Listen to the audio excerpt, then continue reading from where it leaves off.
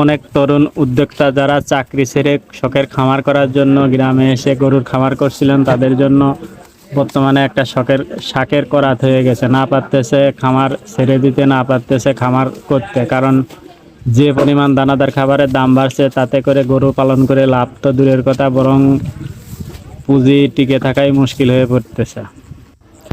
এই অবস্থায় খামারিদের একটা জিনিসই করণীয়, সেটা হচ্ছে বেশি বেশি করে ঘাস লাগাতে হবে। যে যত পরিমাণ ঘাস লাগাতে পারবেন, তত পরিমাণ খামারের লসের সংখ্যা একটু কমে আসবে। ঘাস ছাড়া যদি আপনি দানাদার দিয়ে গরু পালন করে লাভের আশা করেন, সেটা বোকামি ছাড়া আর কিছু না। তাই গরু পালন করতে হলে প্রচুর পরিমাণে ঘাস লাগান। যত বেশি আপনি ঘাস লাগাতে পারবেন, আপনার খামারে খরচের পরিমাণ তত কম আসবে।